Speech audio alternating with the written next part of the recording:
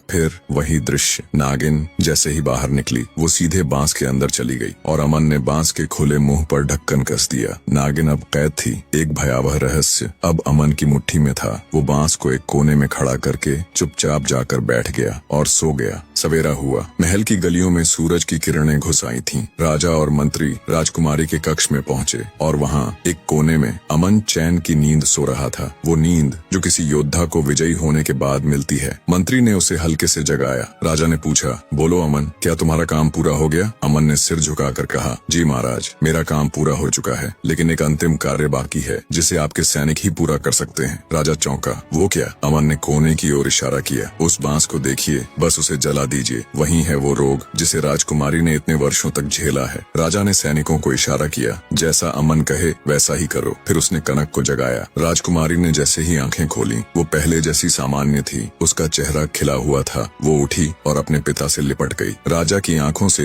अश्रु की धार फूट पड़ी। उसने कनक को सीने से लगाकर कहा, अब मैं वचन निभाऊंगा। राजा ने कनक का विवाह अमन से कर दिया। उसे अपने आधे राज्य का उत्तराधिकारी बना दिया। चारों दिशाओं में शंख बज उठे। राजमहल दीपों से सज गया। कुछ दिन अमन और कनक महल में रहे। फिर अमन ने कहा, अब मुझे अपने घर लौटना है, जहाँ मेरी माँ और वो दरवाजा है जिसने मुझे लौटने की कसम दी थी। राजा ने राज्य का संचालन खुद संभाला और अमन कनक के साथ उज्जैन लौट आया। जैसे ही घर पहुंचा, दरवाजे पर उसकी माँ और भाभियां खड़ी थीं, आंखों में इंतजार की बूंदें और चेहरे पर स्वागत की दियों सी चमक। अमन ने कनक का हाथ थामा और उस दरवाजे पर खड़ा हुआ जहां कभी एक लड़का यह कहकर निकला था, जब कोई दाहिने हाथ से पानी दे तभी लौटूंगा। अब लौट चुका था। खुशियां लौट चुकी थीं, पर किस्मत की कहानी अभी बाकी थी। उज्जैन नगर की सीमा पर हर वर्ष एक मेला लगता था। संगीत, सजावट, खुशियां और अंधकार, क्योंकि उसी मेले में आता था वर्गासुर, एक मायावी दानव, 13 रहस्यमयी विद्याओं का स्वामी। हर वर्ष वो एक युवती को अपहरण कर ले जाता, उसे मक्खी बनाकर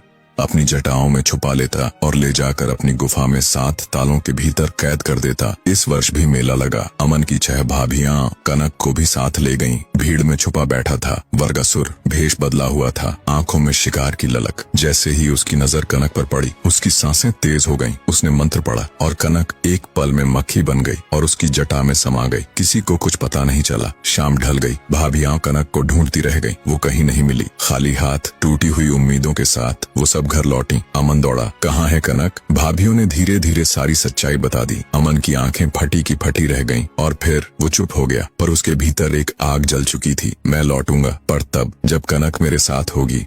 अगली सुबह सूरज की पहली किरण भी नहीं फूटी थी और अमन तैयार खड़ा था कनक की तलाश में निकलने के लिए। उसने अपने अस्त्र शस्त्र संभाले, फिर धीरे से घर के आंगन की दीवार के पास गया और एक तीर दीवार के बीचों बीच गाड़ दिया। फिर सबको बुलाकर कहा, जिस दिन ये तीर जमीन पर गिर जाए उस दिन समझ लेना मैं इस दुनिया में नहीं रहा। घर की हवा थम गई। माँ की आंखों में आंसू, भाभियों के होठों पर सन्नाटा, पर अमन अब रुकने वाला नहीं था। वो अपनी दुनिया छोड़ अपने प्रण की राह पर निकल पड़ा। चलते चलते घने जंगलों में उतर गया। वहीं एक छोटी सी कुटिया मिली और उसके सामने बैठी थी एक साध्वी। अमन ने झुककर प्रणाम किया। साध्वी ने उसे देखा, थका चेहरा, धूल से सना बदन, प्यासा, भूखा और टूटा हुआ। साध्वी बोली, बेटा तू बहुत थका हुआ दिखता है, क्या करने आया है इस जंगल में? अमन ने अपने दिल का सारा बोझ उतार दिया। सुनकर साध्वी ने उसकी आंखों में झांका और फिर कहा, पीछे 2 पात्र रखे हैं, एक में नहाने का पानी है, दूसरे में पीने का। जाकर पहले अपनी प्यास बुझा, शरीर को तर कर, फिर बात करेंगे। अमन पीछे गया और देखा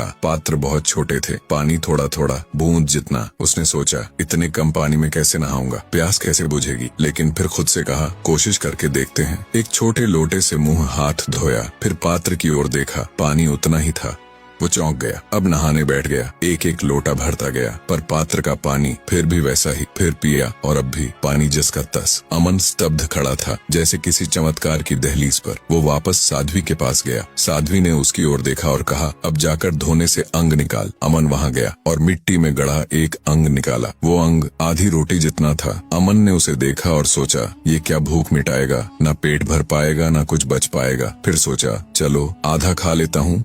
आधा वापस गाड़ देता हूँ। और जैसे ही उसने पहला टुकड़ा खाया उसका पेट भर गया, पर हाथ में रखा अंग अब भी वैसा ही था। अमन ने अंग के 2 टुकड़े किए, एक टुकड़ा धोने में फिर से गाड़ दिया, दूसरा टुकड़ा खा लिया, पेट भर गया, पर हाथ में रखा अंग अब भी वैसा ही था, ना घटा ना मिटा। अमन ठिठक गया। उसने अंग को देखा जैसे कोई रहस्य उसकी आंखों में उतर रहा हो। कुछ देर सोचकर अमन ने पूरा अंग फिर से गाड़ दिया और साध्वी के पास लौट गया। साध्वी मुस्कुराई, बेटा खाना खा लिया? अमन ने सिर झुकाया, हाँ माँ, भोजन अद्भुत था। लेकिन उसके मन में एक और बात चल रही थी। अब उसे अपने सवाल का जवाब चाहिए था। उसने साध्वी की ओर देखा और धीरे से कहा, माँ, क्या आप मुझे मेरी पत्नी कनक के बारे में कुछ बता सकती हैं? कहाँ है वो, कैसी है? साध्वी का चेहरा गंभीर हो गया। तेरी पत्नी असुरपुर के मायावी दानव वर्गासुर के हाथों उठाई जा चुकी है। वो बड़ा ही भयानक और शक्तिशाली है, उसे छुड़ाना आसान नहीं। अमन के चेहरे पर छाया उतर आई। तो क्या कोई उपाय नहीं, कोई रास्ता जिससे मैं उसे वापस ला सकूं? साध्वी ने गहरी सांस ली। बेटा, ये ज्ञान मुझसे आगे है। अब तुझे मेरी गुरु मैन चंद्री के पास जाना होगा। तेरा मार्गदर्शन अब वही करेंगी। अमन ने झुककर प्रणाम किया। माँ, मुझे उनका मार्ग बता दीजिए। और अमन चल पड़ा एक नई राह पर। उसने घना जंगल पार किया, पर्वतों की छाया में लंबा सफर तय किया और पहुंचा माया और शक्ति से